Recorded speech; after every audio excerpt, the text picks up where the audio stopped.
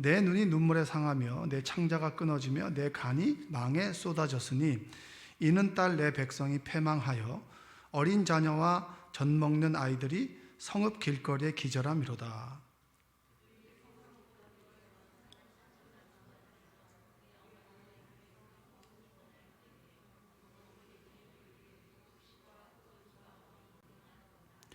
딸 예루살렘이여, 내가 무엇으로 내게 증거하며 무엇으로 내게 비유할까? 처녀 딸 시온이여, 내가 무엇으로 내게 비교하며 하여 너를 위로할까? 너의 파괴됨이 바다같이 크니 누가 너를 고쳐줄 소냐?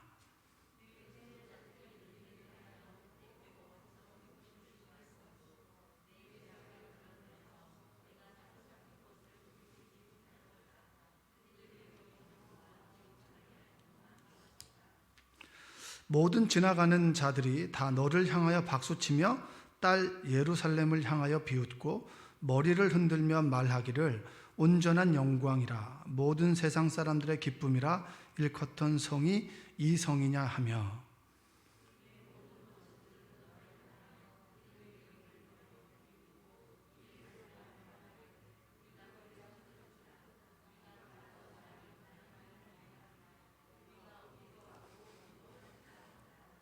여호와께서 이미 정하신 일을 행하시고 옛날에 명령하신 말씀을 다 이루셨으며 긍휼히 여기지 아니하시고 무너뜨리사 원수가 너로 말미암아 즐거워하게 하며 내 대적자들의 뿔로 높이 들리게 하셨도다.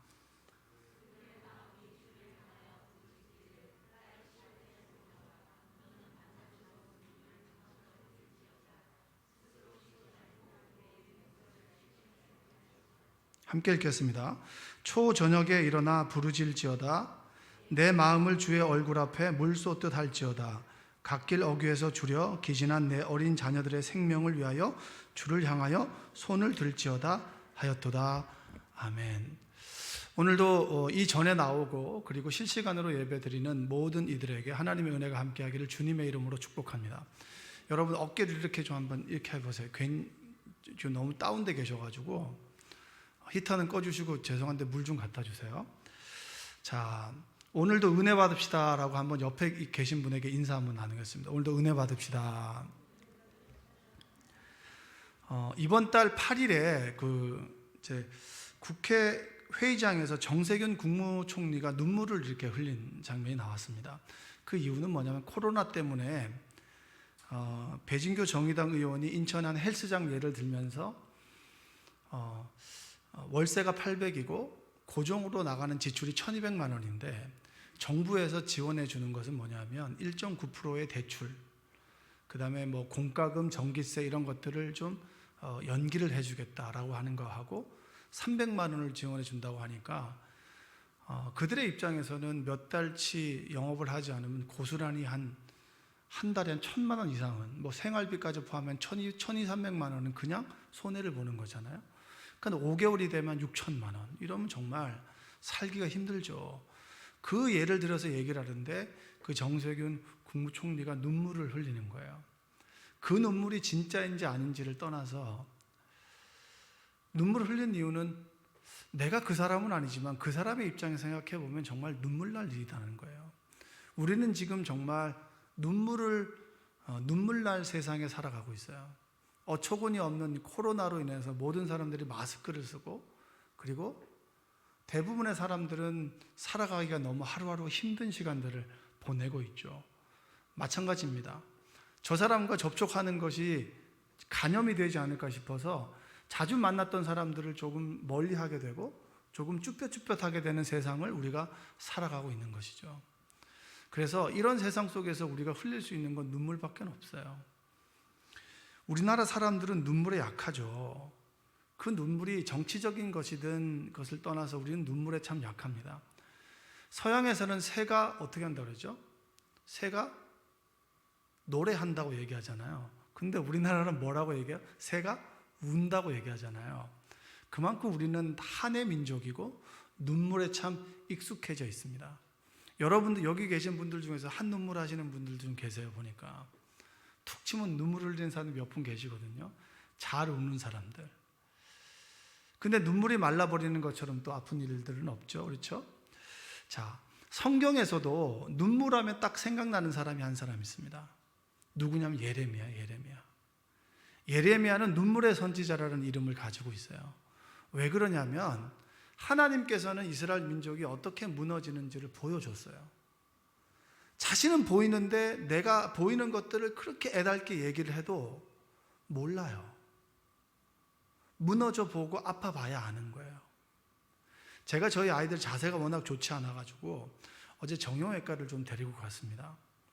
그래서 엑스레이에서 보니까 조금 이제 이게 좀 척추가 좀 조금씩 이렇게 틀어져 있잖아요. 그래서 그걸 보고 좀 적잖이 당황을 했어요. 애들이 내가 이렇구나, 사진으로 보니까 내가 자세를 바로 해야겠다 라고 적잖이 당황하고 집에 와서는 그대로.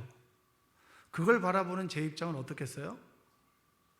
저는 목 디스크가 좀 있어가지고 모니터가 저보다는 높은 위치에 있어요. 이렇게 해서 책을 막 쌓아놓고 모니터를 이렇게 봐요. 그러니까 목 통증이 좀 덜 하거든요. 저는 아파봐서 어떻게 하면 안 아플까를 끊임없이 연구하는데 얘네들은 아플 일이 앞으로 그 자세라고 하면 아플 것들이 나는 보이는데 걔네들은 모르는 거예요. 예레미야도 똑같아요. 예레미야는 BC 626년에 요시야 왕 13년에 부름을 받게 됐습니다. 부름을 받았는데 그가 부름을 받을 때 시간이 지나면서 이스라엘 민족들이 하나님을 자꾸 떠나는 거예요. 우상을 숭배하고 하나님 말씀을 듣질 않는 거예요. 듣질 않고, 그리고 하나님의 인내심은 한계 다가오고, 기도하면 하나님의 진노가 느껴지고, 그래서 너희들 회개해라. 회개하지 않으면 하나님의 진노가 임할 것이다. 이 나라가 무너질 것이다. 사람들이 그 얘기를 들으면서 비웃음을 웃은 거죠. 얘기를 듣질 않는 거예요. 얘기를 듣질 않는 예레미야의 마음, 무너지는 건 분명한데 이 사람들의 고통은 찾아오는데 그 얘기를 아무리 이야기해도 듣지 않는 그 메아리치는 그 가슴 아파하는 사람의 그 마음이 예레미야예요. 예레미야 애가는 뭐냐면 나라가 무너지고 난 다음에 그들의 고통을 보면서 눈물을 흘리면서 썼던 노래가 바로 예레미야 애가입니다. 애가. 오늘 읽었던 말씀인 거죠. 여러분, 그들에게 얼마나 회개를 요구했냐면, 그들이 얼마나 타락했느냐. 여러분, 소돔과 고모라가 무너지게 될 때 아브라함과 하나님이 대화할 때 의인 50명이 있으면 무너뜨리지 않겠다. 40명, 30명, 20명, 그리고 마지막에 뭐죠? 10명. 10명이 없어서 무너졌잖아요. 예루살렘은 한 명이 없어서 무너졌습니다. 한번 읽어볼까요? 예레미야 5장 1절 한번 읽어보겠습니다.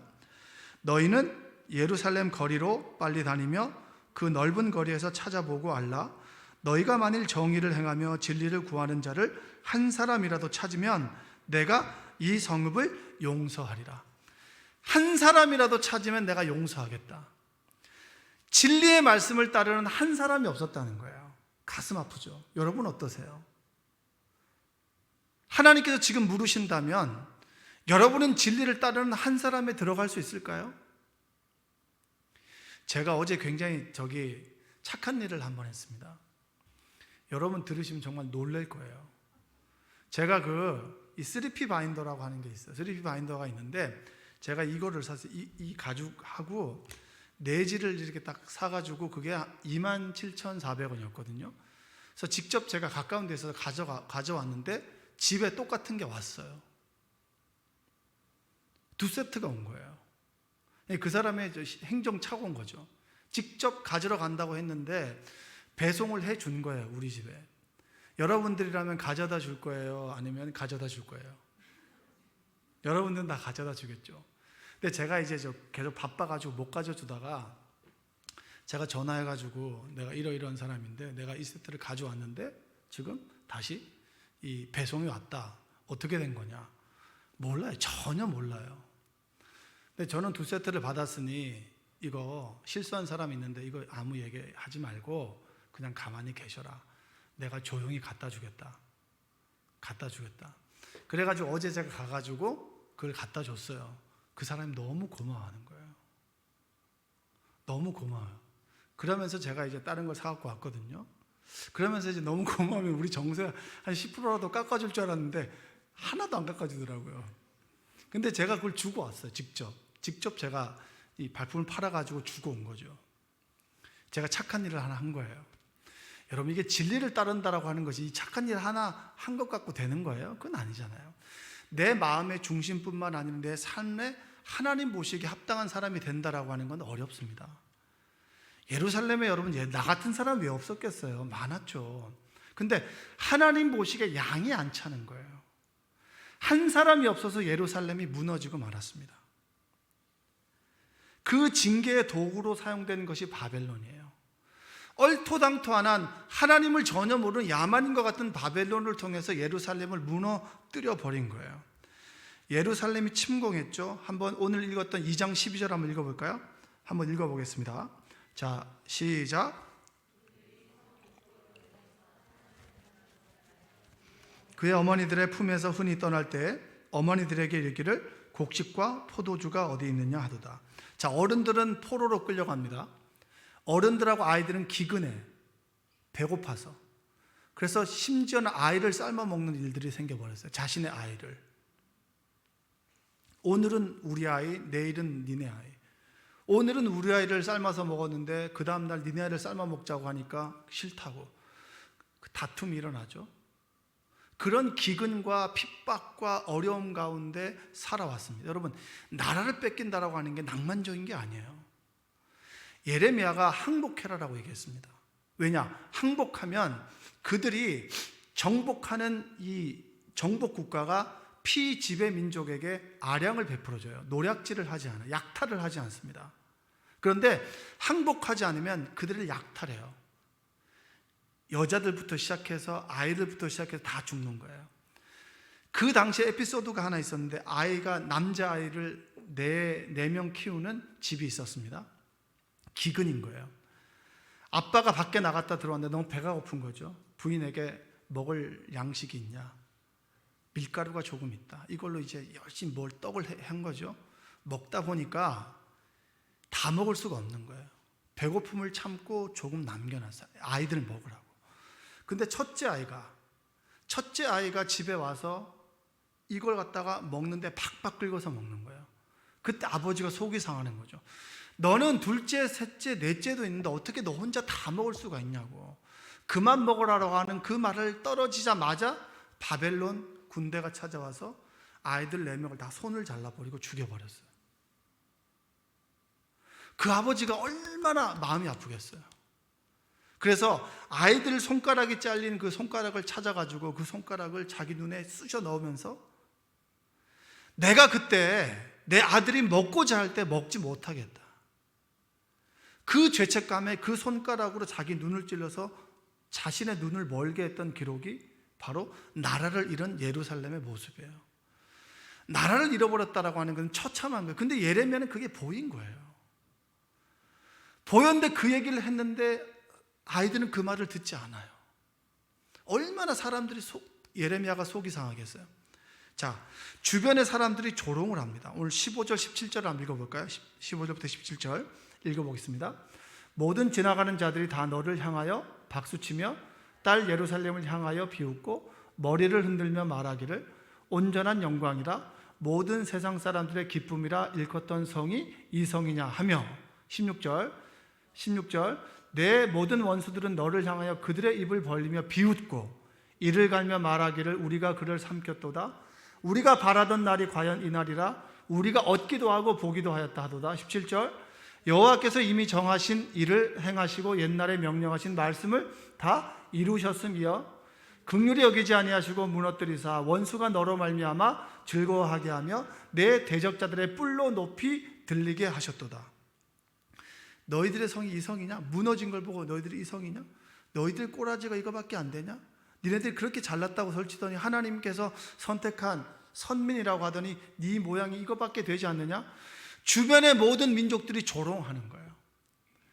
예레미야는 나라가 무너진다라고 해서 민족들에게 얘기했을 때 듣지 않았어요. 나라가 무너져서 정말 처참한 상황을 보고 눈물을 흘리면서 주변 국가들은 자신의 국가들을 조롱하고 아무도 의지하고 믿을 수 없는 상황 속에 예레미야가 처했을 때 예레미야는 뭐라고 했느냐? 그래도 희망이 있다. 한번 따라서 볼까요? 그래도 희망은 있다. 다시 한번, 그래도 희망은 있다. 눈물로 간이 상할 정도로, 눈이 상할 정도로 그는 울었습니다. 그렇게 울면서 그가 좌절과 절망에 빠지지 않고 그래도 희망과 소망은 있습니다라고 외칠 수 있었던 이유가 뭔지 아세요? 그의 마지막 선택은 기도였기 때문입니다.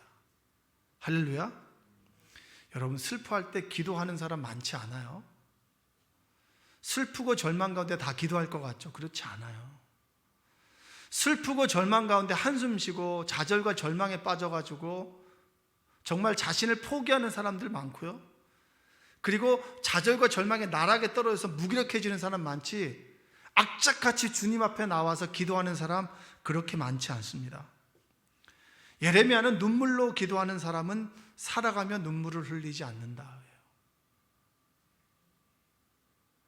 하나님 앞에서 우는 사람 앞에서 웃습니다. 할렐루야. 한번 따라서 해볼까요? 하나님 앞에서 울면 사람 앞에서 웃습니다. 옆에 계신 분에게 한번 해보세요. 시작. 저는 여러분, 제 신앙의 어떤 늘 반복하는 문장 가운데 하나를 얘기하라면 전 이걸 얘기를 해요. 예레미야가 하나님 앞에서 울었어요. 정신없이 울었어요. 그 눈물이 뭘까요? 기도죠. 누구한테 가서 울겠습니까? 여러분, 사람 앞에서 우는 사람 하나님 앞에서 울지 않아요. 하나님 앞에서 울면 사람 앞에서 웃을 수 있어요. 예레미야는 좌절과 절망 가운데 있을 때, 동족이 넘어지게 되고 무너졌을 때 하나님 앞에 울었어요. 그 눈물에 하나님께서는 응답해 주셨어요. 우리 얼마나 슬펐는지 18절과 19절 한번 읽어볼까요? 저희 마음이 주를 향하여, 18절과 19절, 예레미야가 2장 18절과 19절 한번 읽어보겠습니다. 그들의 마음이 주를 향하여 부르짖기를, 딸 시온의 성벽아, 너는 밤낮으로 눈물을 강처럼 흘릴지어다. 스스로 쉬지 말고 내 눈동자를 쉬게 하지 말지어다. 초저녁에 일어나 부르짖을지어다. 내 마음을 주의 얼굴 앞에 물쏟듯 할지어다. 갓길 어귀에서 주려 기진한 내 어린 자녀들의 생명을 위하여 주를 향하여 손을 들지어다 하였도다. 할렐루야. 여러분 아멘 하세요. 아멘. 예레미야의 선택은 눈물이에요.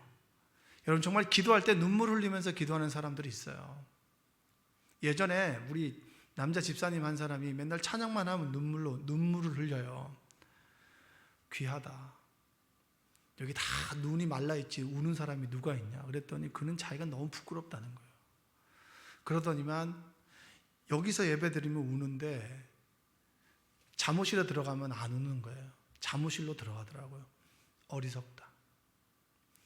여러분, 하나님은 우리의 눈물을 보시는 분이에요. 기쁨의 눈물이든 슬픔의 눈물이든 어리광의 눈물이든 절규의 눈물이든 하나님 앞에서 눈물 흘리는 자 마음을 움직입니다. 여러분, 제가 설교하다가 운다고 생각해 보세요. 여러분 마음이 안 움직일까요? 옛날 우리 박명진 목사님이 작년에 꽤 많이 울었잖아요. 난 딱 보면, 제목만 딱 보면 오늘 운다. 어김없이 울어요. 들어갈 때부터 울 준비를 하고 가는 사람이에요. 근데 그 눈물을 보면 정말 마음이 찡하잖아요. 움직이잖아요. 우리가 울 때 하나님 마음이 움직이지 않겠어요? 왜냐? 하나님은 인격적인 하나님이잖아요. 딱딱한 우리 마음이 눈물에 운다면 우리가 울 때 하나님의 마음이 움직이는 건 당연한 거 아니겠습니까? 예레미야가 그가 선택했던 것은 하나님 앞에 우는 거였어요. 여러분, 우리가 기도할 때는 4가지가 움직여야 돼요. 첫 번째는 뭔지 아세요? 따라서 입. 뭐가 움직여야 돼요? 입이 움직여요. 입이.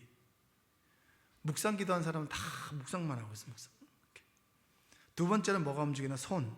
뭐가 움직여야 된다고요? 손이 움직여야죠. 찬양할 때도 요즘 이 찬양팀 많이 좋아진 거예요. 처음에는 거의 차렷 자세를 이렇게 했는데 요즘에는 막 움직이고 이렇게 박수도 치고 하잖아요. 그러니까 많이 좋아진 거예요. 더 좋아질 거예요. 박수 한번 하겠습니다. 박수 받으면 일어나서 인사도 하고 이러는데 인사도 안 하고 가지고, 다음부터는 꼭 인사하세요. 손으로 움직이죠. 손을. 하나님을 찬양하는 손으로 움직이지 않겠습니까? 그리고 뭐를 귀가 움직여야 돼요. 우리가 하나님의 음성을 들어야 되잖아요. 그런 우스갯얘기가 40일 금식한 사람이 있는데 하나님의 음성을 듣기를 원했어요. 하나님의 음성을 못 들었어요. 40일 금식하고 내려오는데 그가 화가 나는 일이 생겨서 혈기를 부렸더니 하나님께서 그에게 응답해 주셔서 참아라. 더 열받는 거예요. 40일 동안 기도할 때는 응답하지 않는데 왜 내가 승질을 낼 때는 참아라 이 음성을 들려주시냐고 하나님께 하소연했더니 하나님께서 그런 말을 하셨어요. 내가 말하려고 그러면 넌 자리를 떴다고. 응답을 하려고 하면 자리를 떠버린다는 거예요. 기도할 때는 귀가 움직여야죠. 그 다음에 네 번째는 뭐가 눈이 움직여야 돼요. 뭐가 눈이 움직인다는 얘기는 뭐예요? 이렇게 왔다 갔다 하는 건가요? 아니죠. 눈물을 흘린다는 거잖아요. 예레미야는 기도할 때 눈물이 났어요. 여러분도 눈물을 흘리며 기도했을 때가 있으시죠? 예레미야의 선택은 눈물이었어요. 예레미야가 눈물로 기도했을 때 하나님께서는 비전을 주셨습니다. 뭐냐? 아주 무너진 것이 아니라 그들이 70년 후에 돌아올 것이다. 그러면서 시편에서 이렇게 얘기하죠. 시편의 말씀 126편 5절과 6절 여러분 잘 아는 말씀 한번 읽어보겠습니다. 눈물을 흘리며 씨를 뿌리는 자는 기쁨으로 거두리로다. 6절 울며 씨를 뿌리러 나가는 자는 반드시 기쁨으로 그 곡식단을 가지고 돌아오리로다. 너희들이 무너졌다고 생각하지만 다시 돌아오게 될 것이다. 지금의 눈물이 기쁨으로 바뀔 것이다. 하나님 앞에서 울면 사람들 앞에서 웃게 될 것이다. 우리의 삶이 왜 이렇게 고생스럽습니까? 어떤 책에 봤더니 그런 그 이야기가 있었어요. 나는 왜 새벽 기도를 나와서 이렇게 기도를 해야 되냐고. 남들은 그 새벽에 정말 다 편하게 자는데 왜 나는 이렇게 새벽 기도에 나와서 기도해야 되냐고. 왜 이렇게 눈물을 흘리면서 기도해. 내 신세가 너무 싫다고 이렇게 얘기했을 때 그 목사님이 그 얘기를 듣고 당신의 지금 고생하면서 흘리는 눈물이 당신의 삶을 고상하게 만들어줄 거라고. 지금 나는 왜 이렇게 눈물 흘리면서 기도해야 되지? 남들은 편하게 지내는 것 같은데 지금 고생하면서 흘리는 눈물의 기도가 우리의 삶을 고상하게 만들어주는 거예요. 할렐루야. 나는 왜 이렇게 눈물 흘리면서 기도할 수밖에 없지? 나는 왜 이렇게 정말 하소연할 때가 하나님밖에 없지? 라고 하는 그 고백이 우리의 삶을 기쁘게 하고 웃게 만든다는 거예요. 할렐루야. 기도하면서 사는 사람들 살아가면서 웃습니다. 여러분 정말 하나님의 이 귀한 원리를 깨닫는 여러분들 되시기 바랍니다.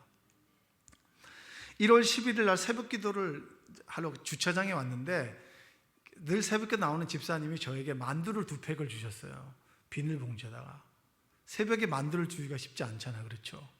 그 만두를 가슴에 품어서 따뜻하게 왔냐, 그건 아니고요. 근데 만두에 얽힌 사연이 있는 거예요. 그 집사님이 예전에 형부를 위해서 저한테 기도를 부탁을 했었습니다. 형부가 이제 암에 걸리신 거죠. 폐암이 3기고 그리고 췌장암 초기고 그 다음에 늑막염까지 있었으니까 얼마나 이게 어렵겠습니까? 그러니까 절망이죠. 근데 그 상황을 두고 그 집사님의 언니는 정말 눈물로 기도하고 온 교회가 그 집사님의 형부를 위해서 눈물로 기도한 거죠. 하나님께서 그 눈물을 보시고 그 영혼을 불쌍히 여기셔서 고쳐주신 거예요.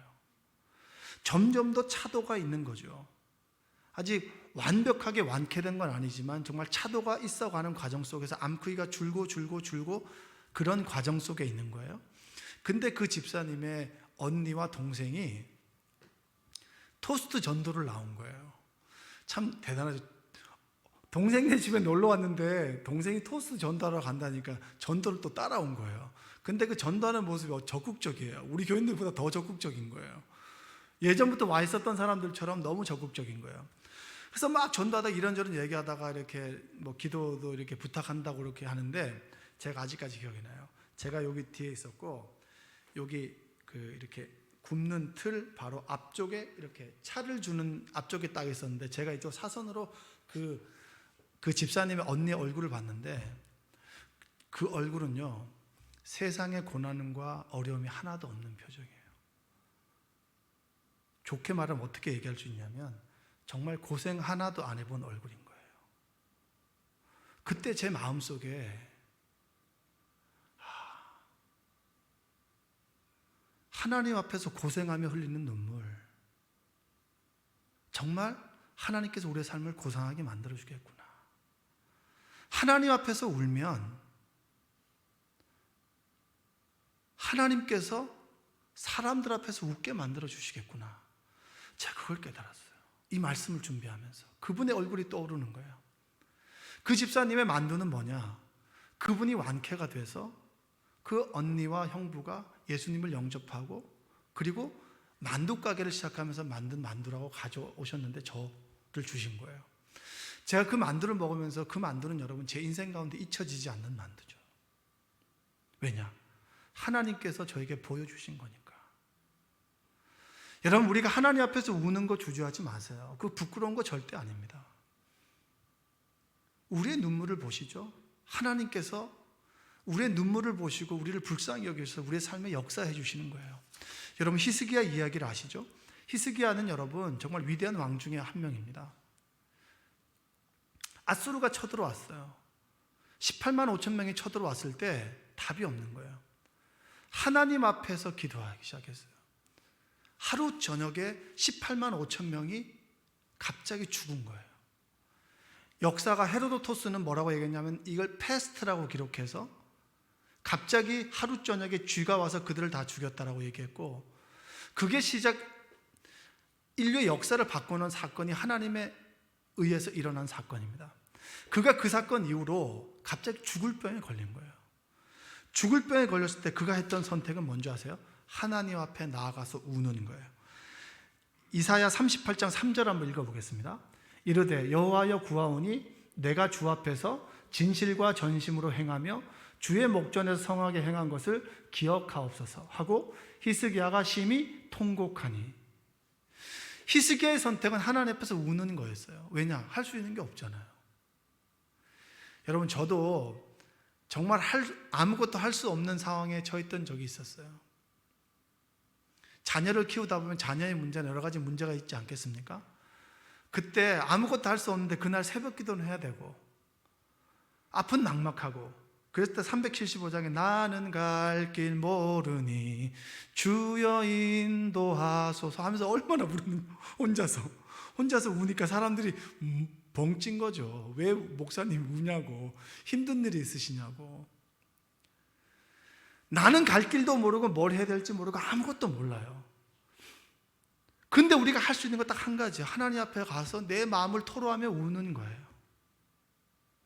그 눈물을 하나님께서 들으시고 보시고 우리 삶을 불쌍히 여겨서 우리 삶에 역사하신다는 거예요. 여러분, 절대 포기하지 마세요. 어떤 상황과 처져 있든지 간에 포기하지 마시고 하나님 앞에 나아가서 울 수 있는 그런 용기가 여러분에게 있기를 주님의 이름으로 축복합니다. 이사야 38장 4절과 6절의 말씀에 히스기야의 눈물을 보시고 하나님께서 어떻게 응답하셨나요? 이에 여호와의 말씀이 이사야에게 임하여 이르시되 너는 가서 히스기야에게 이르기를 내 조상 다윗의 하나님 여호와께서 이같이 말씀하시기를 내가 내 기도를 들었고 내 눈물을 보았노라. 내가 내 수완에 15년을 더하고 6절 없나요? 눈물을 보셨어요. 기도를 들으셨어요. 저는 하나님이 너무 좋아요.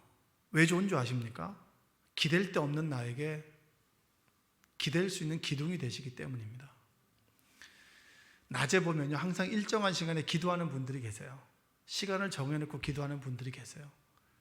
그런 분들은요, 다는 모르겠지만 하나님을 온전히 의지해야만 되는 상황에 있는 분들이에요. 그 상황에 처해 본 분이에요.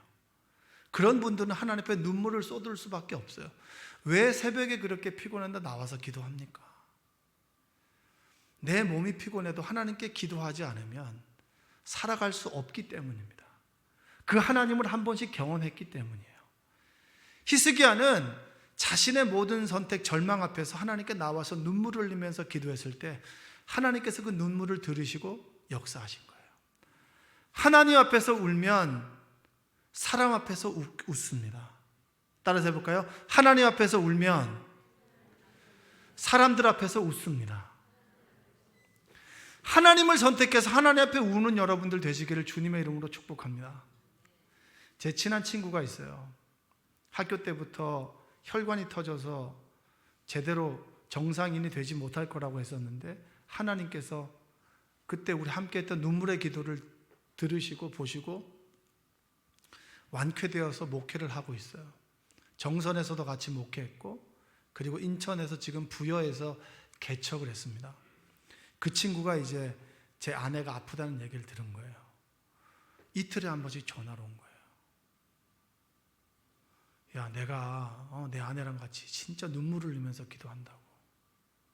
그 눈물이 뭐냐면, 하나님, 박근진 목사가 어떻게 정선에서부터 이 목회한 이야기를 다 아니까, 우리 같이 있었으니까 눈물을 흘리면서 기도해 줬는데, 제가 그 이야기를 들으면서 울컥울컥 하는 거예요. 나를 위해서 눈물을 흘리면서 기도해 줄 수 있는 사람이 있다는 게 얼마나 감사합니까? 우리 교우들 가운데서도 기도해 주신 분들 많잖아요. 내가 뭐라고 이렇게 이 기도를 들어야 되나, 받아야 되나?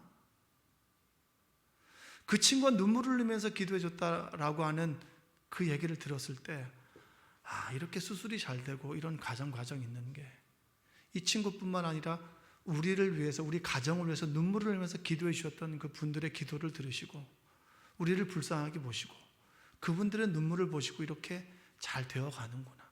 수술 일정이 당겨지게 되고, 그리고 조기에 발견하게 되고, 그리고 여러 이 과정 하나하나가 정말 이들의 눈물을 하나님께서 보시고 응답해 주셨구나. 여러분, 하나님 앞에서 우는 은혜가 있기를 주님의 이름으로 축복합니다. 하나님께서 눈물을 보고 우리의 기도를 들으십니다. 여러분 안에 눈물이 말랐다면 여러분 기도하셔야 돼요. 눈물이 회복되기를 기도하십시오. 눈물을 흘리면서 기도하는 것이 억울한 생각이 드세요? 굉장히 복된 거예요.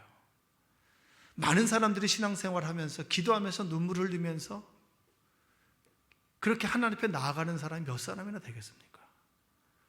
어떻게 보면 우리 생명나무 교회가 이 코로나 시대에 그래도 이렇게 하나님의 은혜로 이렇게 흘러갈 수 있는 것은 생명나무 교회를 위해서 눈물을 흘리며 기도하는 사람들, 시간을 정해놓고 기도하는 사람들, 기도의 시간마다 나와서 기도하는 사람들로 인해서 생명나무 교회가 하나님께서 우리 이 교회를 불쌍히 여기시고 여러분들의 삶을 불쌍히 여기셔서 히스기야에게 했던 축복이, 예레미야에 했던 그 은혜가 여러분에게 임하는 거 아니겠습니까?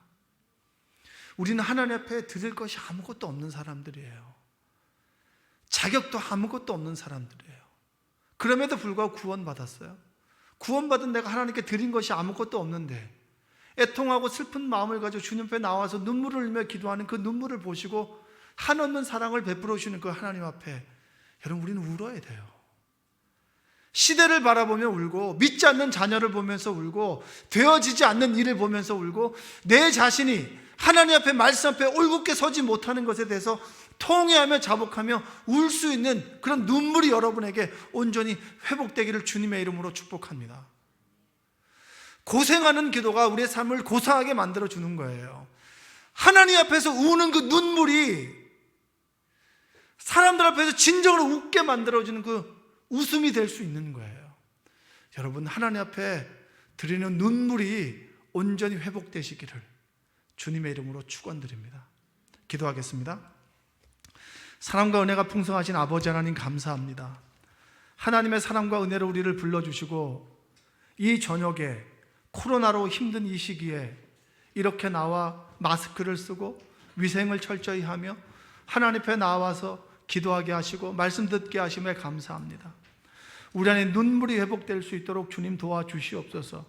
이스라엘의 패망 한가운데서 예레미야가 흘렸던 것은 하나님 앞에 흘린 눈물의 기도였습니다.